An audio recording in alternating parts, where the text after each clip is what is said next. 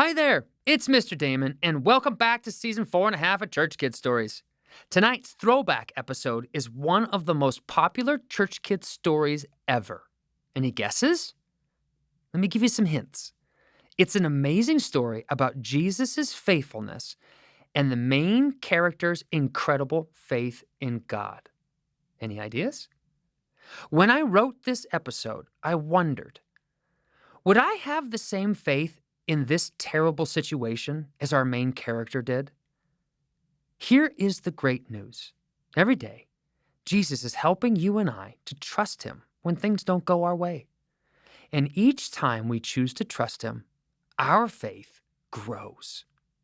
Isn't Jesus so good? I hope that you enjoy tonight's story as much as I did writing it.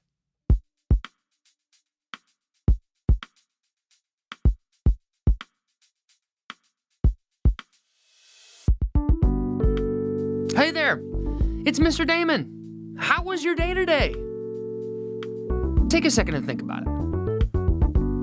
Now, maybe your teacher gave you homework that you didn't expect, or maybe you lost the sport event, soccer game, football game, tennis match, golf match, bicycle race, horse race, dog race, I don't know.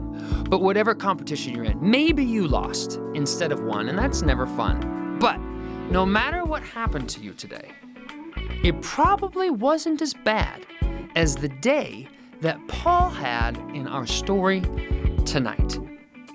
Now, before we jump into it, take a second and ask your mom or dad, grandma, grandpa, auntie, uncle, whoever it is that you live with, if they want to come and join you for tonight's bedtime story. Go ahead and ask them. I'll wait. Okay, ready? Okay. Now, I have a question for you. Have you ever been in a situation that felt like the end of the world? Like it was the absolute worst thing that could possibly happen to you? Maybe you did something embarrassing at school, or maybe you didn't get the one birthday gift that you wanted. Or maybe you broke a bone. You ever done that before? Or how about this one? Maybe a friend that you thought was a friend started treating you bad for no reason. Or maybe you didn't get to go to your friend's house like you wanted to. Or maybe you were like me and slipped and fell into a giant pile of dog poop on Christmas Eve. True story, by the way. I actually did that as a kid. I fell into a giant pile of poop on Christmas Eve. Bad news, guys. But when bad things happen, it's easy to feel like our world's ending, isn't it? And that Jesus is nowhere to be found. But the truth is, Jesus is with us in every single moment. The good ones, the happy ones, and the tough ones and the sad ones. In our story tonight, from the book of Acts, we find our friend Paul traveling to a new town with his buddy Silas. And these two friends are going to this city to do what they love doing best, to tell people about Jesus and his love for them. That's a good thing, right? Absolutely. Now, what's not so good is that the religious leaders in that town caught wind of what Paul and Silas were about to do, and they were not happy. These are the same leaders who crucified Jesus and originally sent Paul out to destroy the church. So you can imagine that they didn't like it very much when Jesus changed Paul's heart and took out all the hate, filled it with love, and then he went from killing Jesus' followers to becoming one himself. So when the religious leaders heard that Paul and Silas were in town telling people about Jesus' love for humanity, they sent the police out to arrest them. And the police beat up Paul and Silas. They punched them, they kicked them, they put them in handcuffs, and then they locked them in a deep, dark, nasty, underground jail called a dungeon. Bum bum ba. Well, the religious leaders thought they had ruined Paul and Silas's day. But boy, were they wrong. Paul and Silas were chained up in the bottom of that dark, nasty dungeon. This situation would have made most people cry. But instead of thinking that it was the end of the world, like the religious leaders wanted them to, Paul and Silas started singing. What? Yeah! From the darkness, covered in mud, bruises, cuts, with bloody lips, Paul and Silas started to talk to Jesus and sing worship songs to him. Why? Why would they do that? Because even though they were experiencing tough circumstances, they were joyful because they knew Jesus was right there with them in that dungeon. Being aware that Jesus was with them changed the way that they felt about what was happening to them. Instead of feeling afraid or angry, they felt thankful. Well, as you can imagine, the other prisoners that were in the jail couldn't believe their ears as they listened to Paul and Silas worship. Who were these two guys singing in jail? Then, if that wasn't crazy enough, something even wilder happened. Because suddenly, the ground in the dungeon began to shake.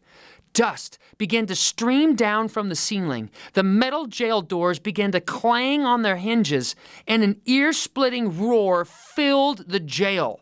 It was a huge earthquake, and the jail shook so violently, it felt like the whole thing was about to break apart. But instead of collapsing on all the prisoners, all of the prison doors flew open, and the prisoners watched as the handcuffs fell off of their wrists and their ankles. It was as if some invisible person unlocked all of the chains at the same time. Now, when the man in charge of the jail felt the earthquake, he grabbed his sword, lit a torch, and ran down the worn stone steps into the dark dungeon. And when he saw the jail doors open, his face turned pale and white. All of the prisoners have escaped, he thought. And then, out of the darkness, came a voice. No, we haven't. It's okay, we're still here. It was Paul. The jailer was so amazed that nobody had run away, he ran down to the end of the dungeon and fell down on his knees in front of Paul and Silas and said, Now I know that the Jesus you worship is real, and I want to know him just like you do. Tell me, what do I need to do in order to be good enough to become best friends with him? And Paul looked at him and smiled and said, You don't have to do anything. Just believe in Jesus, and you will be rescued from sin and become best friends with him just like we have. And then Paul and Silas explained to the jailer that Jesus loved him and died for him, and that he didn't have to do anything to try and impress God. And that night, the jailer and his whole family put their trust in faith in Jesus and became Jesus followers themselves. Paul and Silas baptized their entire family in water, and the jailer cleaned the blood out of Paul and Silas's cuts. He took them into his own home and gave them a meal and treated them well. He was so happy that he and his family were now best friends with Jesus. Paul and Silas knew, no matter how bad their circumstances seemed, Jesus was right there with them. And if Jesus was with them, then we can know he is with us in tough circumstances, and that he is going to work things out for good. So tomorrow, if something happens that you don't like, stop and remember. Ask Jesus for help. And remember that he's with you. He cares about the littlest things in your life. And if you're feeling sad, he cares about that. If you're feeling angry, he cares about that and wants to remind you that he's right there with you, just like he was with Paul and Silas. Let's do this. Let's talk to Jesus together, shall we? Why don't you say this after me? Say, Jesus, thank you that no matter what happens, whether it's good or bad, you are right there with me. Jesus, will you help me remember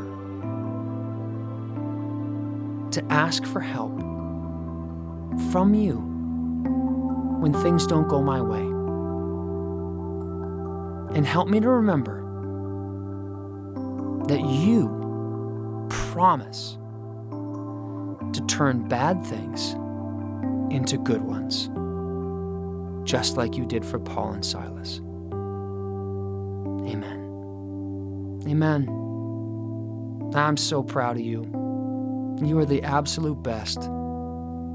Have a wonderful night's sleep and sweet dreams. Good night.